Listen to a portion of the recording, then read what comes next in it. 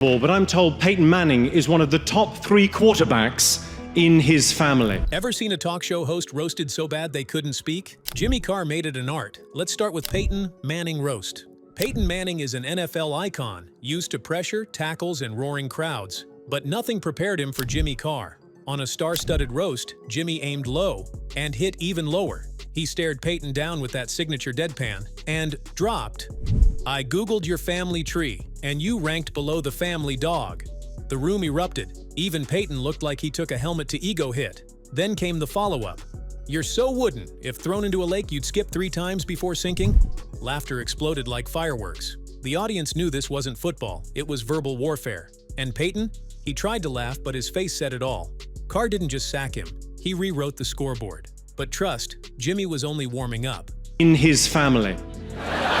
Peyton, you Nikki Glaser roast. Nikki Glaser thought she was ready. She lives for roasts. But Jimmy Carr? He lives to end careers mid-sentence. On a panel filled with sharp tongues, Jimmy stared at Nikki and casually dropped, "Nikki's here tonight," which is a brave move, considering how few people wanted that. The crowd shook. Nikki laughed, but you could see her questioning every life choice. Then Jimmy doubled down. "She's proof that Botox can't fix everything." The audience howled. "One more jab?" "Of course."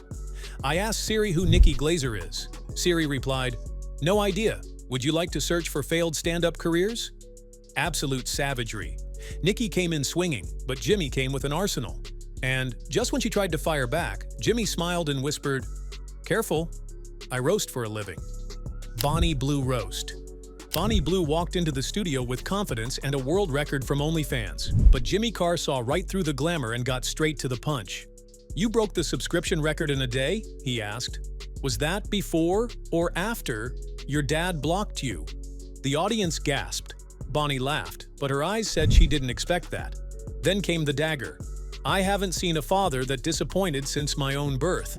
The laughs turned to howls. Jimmy added one more shot. "You make more than doctors, and yet, when you show up, they still call it a checkup." Bonnie came in flaunting numbers. Jimmy sent her home questioning reality. And the wildest part? He didn't raise his voice once. Jonathan Ross roast. Jonathan Ross has been around forever, interviewing legends, tossing jokes, always in control. But when he tried that with Jimmy Carr, the tables turned fast. Jonathan asked, "Do you ever worry about offending people?" Jimmy didn't blink. "No, I worry about your ratings." The studio cracked. Jonathan chuckled, trying to keep composure, but Jimmy hit him again. "You've been on air so long, your autocue needs a hip replacement." Now it was chaos. The crowd roared, guests choked on drinks, and Jonathan just froze. Carr didn't just flip the script, he rewrote it with insult ink. "You walked into that one," Ross joked. "No," Jimmy replied. "You limped in, and I brought the crutch." A legendary host, roasted like a rookie. Game over. Alan Carr roast. When 2 cars collide, you expect fireworks. What you don't expect is Jimmy Carr turning Alan Carr into a punchline zoo. Alan teased Jimmy's hairstyle, a rookie mistake. Jimmy fired back instantly. Says the man who looks like a meerkat in a blazer. Boom. Laughter. Alan tried to recover, but Jimmy wasn't done. "You've got the charm of a zoo animal and the posture of one too." The audience was in pieces. Alan, usually the loudest in the room, had nothing. Then Jimmy whispered one final jab, "If insults were hairstyles, you'd be bald."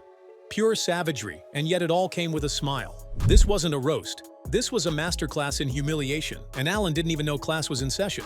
Rylan Clark roast. Rylan Clark walked into the quiz show thinking he was safe, but Jimmy Carr saw the haircut, the tan, and the grin, and pounced. "Ryland," Jimmy said, "you look like someone photoshopped a dad onto a Barbie doll." Screams. Rylan laughed, but it was too late. Jimmy added, "And that mustache? The RAF called. They want their World War II pilot back." The audience couldn't breathe. It was roast after roast, and Rylan took every hit like a champ. But Jimmy's aim was perfect. He didn't need volume or props, just one-liners that hit like guided missiles. Rylan flirted back, trying to shake it off. Jimmy just smiled. "Don't worry, you're still my favorite Ken doll knockoff." Cold. Josie Gibson roast. Josie Gibson came in bubbly and full of energy. Jimmy Carr, however, came in with X-ray comedy. "Josie," he said, "your accent is so thick, it needs subtitles in its own country." Laughter exploded. Josie clapped her hands, pretending to protest, but Jimmy kept going. "People don't listen to you, they decode you. Even Josie couldn't argue. The crowd howled, and Jimmy delivered the final jab like it was nothing. When Siri hears you, she fakes a network error. Josie laughed until tears came out, but deep down, she knew this was next-level shade. Jimmy didn't roast her looks or her fame, he roasted the very sound of her voice. And somehow, he still made her love it. Katherine Ryan roast. Katherine Ryan's known for being sharp, but with Jimmy Carr, she brought a knife to a laser fight. Jimmy looked at her and said sweetly, "Katherine looks fantastic for her age." Pause. Which is somewhere between Madonna and Fossil. The audience collapsed. Katherine tried to sass him back, but Jimmy already had the next hit ready. If you were a drag queen, your name would be maternity leave. Even Katherine couldn't hold her laugh. She fired back with a quick jab. Jimmy just smiled and whispered, "I've written jokes sharper than your eyeliner." The respect was there, but so was the surgical roasting. Two pros going at it, but Jimmy stayed in control. Calm, cold, brutal. Claudia McKenna roast. Claudia McKenna proudly introduced herself as a chef and host of a popular cooking show. Jimmy smiled politely, then started setting fire. Claudia's cooking is so bad, Gordon Ramsay filed a restraining order. The crowd gasped, then burst into laughter. Claudia tried to jump in, but Jimmy raised his hand. "1 second. I'm still recovering from your pronunciation of quinoa." Boom. Everyone lost it. Claudia laughed nervously, realizing the roast had just begun. Jimmy wrapped it with a bow.